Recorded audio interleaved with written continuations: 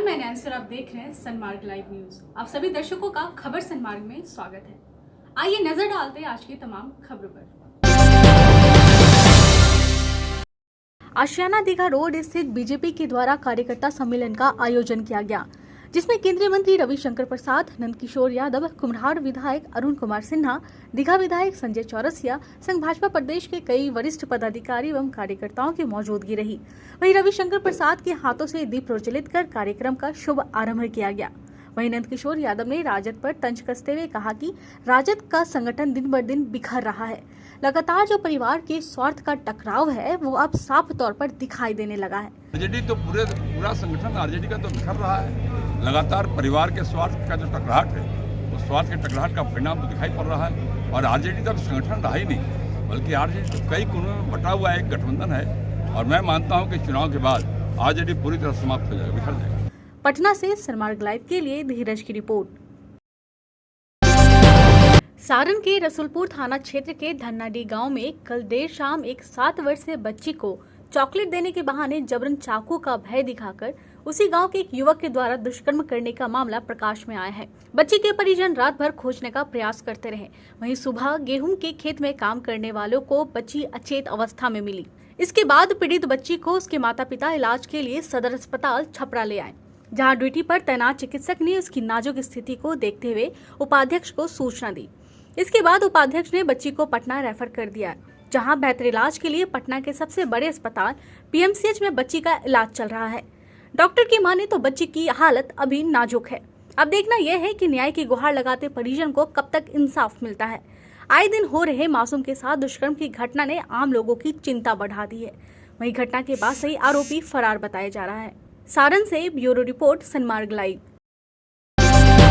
पटना के बुद्धा रोड स्थित तारामंडल में 17 दिवसीय सिल्क एग्जीबिशन का आयोजन किया गया है, जहां देश भर के सिल्क बुनकरों ने हिस्सा लिया है। एग्जीबिशन में एक से बढ़कर एक कलाकारी किए कपड़े मौजूद हैं, जो लोगों को लुभा रहे हैं। 10 साल से हम लोग एग्जीबिशन अरेंज कर रहे हैं इधर पटना में।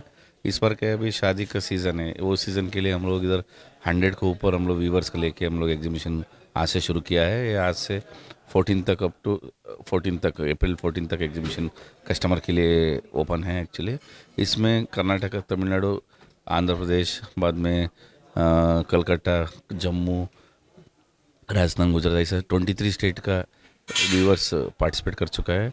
सनमार्ग लाइव पटना के लिए नैन्सी की रिपोर्ट। शनिवार को शिक्षा विभाग के अपर मुख्य सचिव आर.के. महाजन और बिहार बोर्ड अध्यक्ष आनंद किशोर ने परीक्षा के नतीजे जारी किए, जिसमें कॉमर्स में कुल 93.2% परीक्षार्थी पास हुए और साइंस में 81.2% परीक्षार्थी पास हुए। वहीं आर्ट्स में 76.93% परीक्षार्थी पास हुए हैं।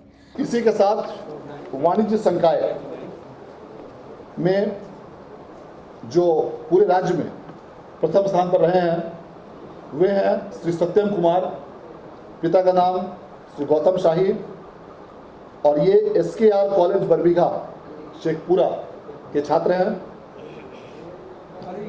बरबीघा SKR कॉलेज बरबीघा शेखपुरा के छात्र हैं श्री सत्यम कुमार, पिता श्री गौतम शाही। और द्वितीय स्थान पर रहे हैं श्री सोनू कुमार, पिता श्री सुरेश कुमार, और ये कॉमर्स कॉलेज पटना के छात्र हैं। जो टॉपर है सत्यम कुमार, उन्हें 472 अंक मिले हैं, जो कुल अंकों का 94.4% है। बता दें कि इस साल बिहार बोर्ड की परीक्षा 6 फरवरी से शुरू हुई थी।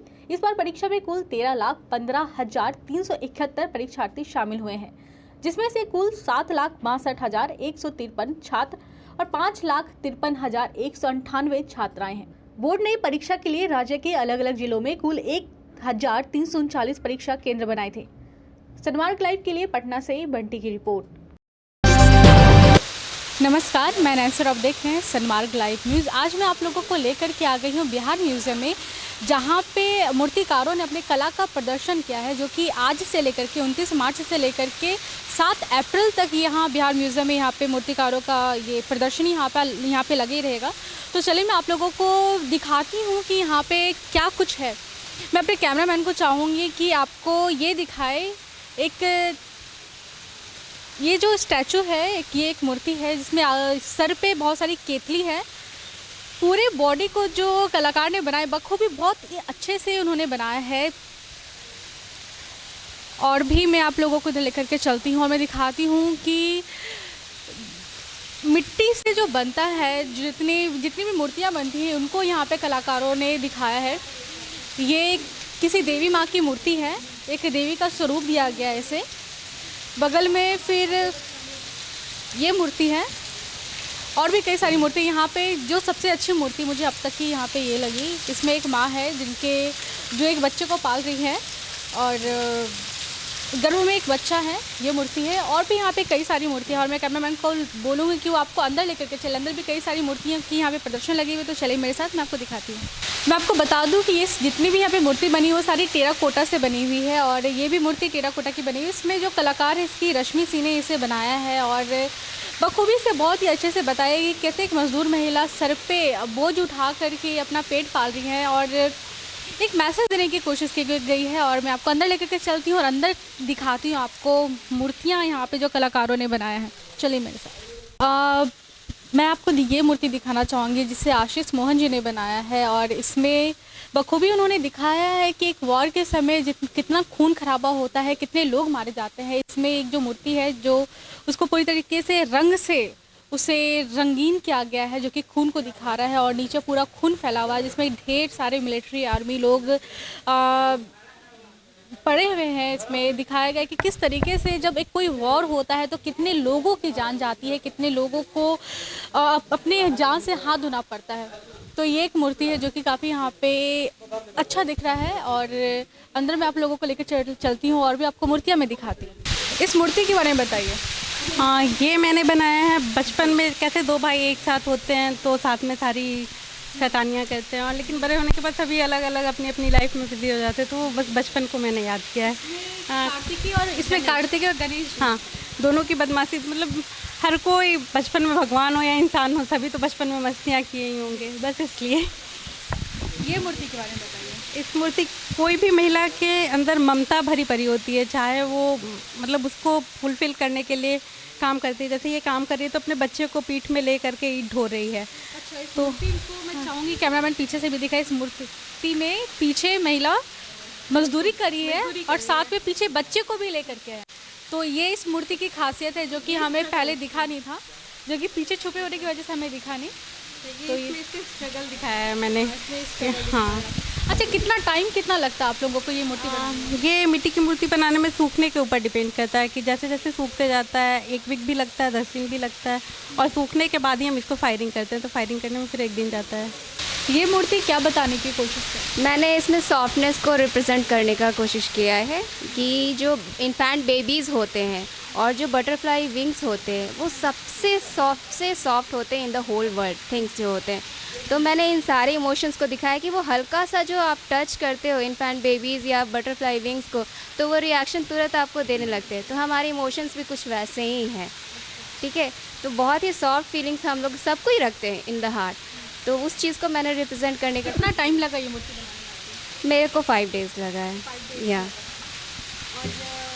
इसके बारे में मतलब ये बताइए कि जैसे आपने मूर्ति बना ली, उसके बाद आगे का क्या प्रोसेस रहता है? आगे आप इसको सेल भी करती हैं या फिर सिर्फ एग्जीबिशंस में लगता है ये पहले बेसिकली एग्जीबिशन के लिए ही है और सेल पर्पस के लिए मैंने नहीं किया, क्योंकि एज अ आर्टिस्ट मुझे न्यू क्रिएशन करना है इन दिस टेराकोटा आर्ट। इस मूर्ति के बारे में बताइए। एक बच्चा छोटा सा है, क्या दिखाने की कोशिश करें आप इस मूर्ति में? इसमें दिखाने की कोशिश प्रयास, जब बच्चा कैसे छोटा से मतलब उठने का प्रयास करता है और अपने होश हवास में खड़ा होने का प्रयास करता है, इस दरमियान इनको हम ऐसे अवस्था में बनाए हैं। कितना टाइम लगा ये मूर्ति बनाने में आपको? ये करीब 10 दिन के लगभग समय इसमें लगा है। जी बिल्कुल। और फायरिंग करने में 1 दिन लगता है, पकाने में लगता है। कहाँ से हैं आप? हम पटना नौबतपुर। जी। और ये जो मूर्ति बनाने की जो कला आपने कहाँ से सीखी और कैसे, मतलब ये चीज़ आपके अंदर? ये ऐसे हमारे पिताजी पहले बनाया करते थे और ट्रेनिंग प्राप्त किए हैं उपेंद्र महारथी शिल्प अनुसंधान पटना, उसके माध्यम से हम लोग ट्रेनिंग प्राप्त किए हैं। किस चीज़ की बनी है ये ब्रोंज की बनी हुई है और नेचर को लेकर के कंपोजिशन किया हुआ है। जैसे नेचर में हम लोग जब पृथ्वी है उसमें कई तरह के बीज होते हैं, वो अपना अपना शेप अलग अलग तरह से लेते रहता है। तो उस ढंग से इसमें जो ये हम फॉर्म जो दिए हैं इसके अंदर में भी यही सेम फॉर्म है।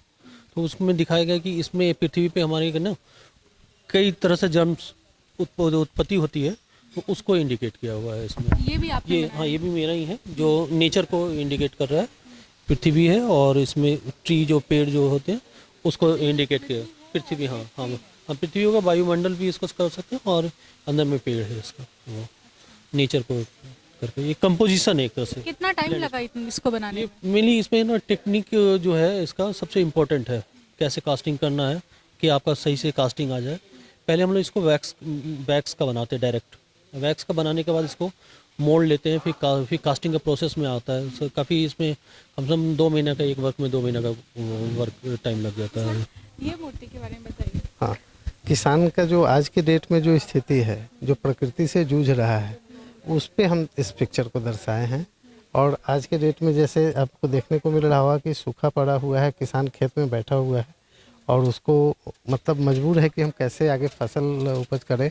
न समय के अनुसार उसको जब ज़रूरत होती है न बारिश हो पाती है और न ही वैसा साधन है कि वो लोग आज के तकनीक को इस्तेमाल कर पाए, क्योंकि वहाँ पैसे की मजबूरी हो जाती है। तो ये मूर्ति उस चीज़ को डिफाइन करे। और ये जो मूर्ति यहाँ पे है इसको आगे आपको सेल भी करना होता है या फिर बस ये एग्जीबिशन के लिए आप लोग बनाते हैं? नहीं, मेनली क्या है कि ये कुछ कॉन्सेप्ट बेस्ड मूर्ति है, उसका एक अलग प्राइस होता है, वो डिपेंड कस्टमर पे भी करता है, वो सारा चीज़ है।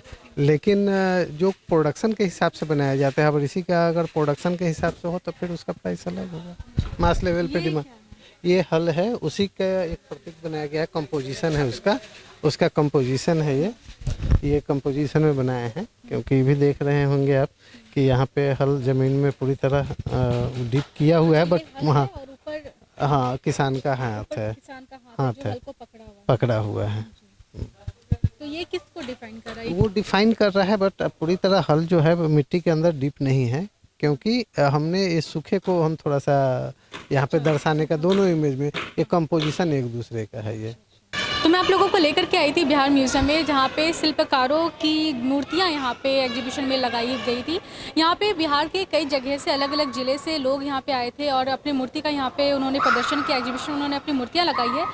और कैसा लगा आपको ये बताएं हमें। और ये एग्जीबिशन में आपको बता दूं कि आज से 29 मार्च से शुरू होकर के 7 अप्रैल तक ये चलेगी। इस एग्जीबिशन को आप आएँ और देख सकते हैं यहाँ पे। और बने रहिए मेरे साथ, कैमरामैन राकेश के साथ, मैं नैन्सी। नमस्कार। आज के बुलेटिन में बस इतना ही। बने रहिए मेरे साथ, मेरे चैनल को सब्सक्राइब कीजिए, बेल आइकन दबाइए ताकि आपको हर छोटी बड़ी खबर आसानी से मिल सके। नमस्कार।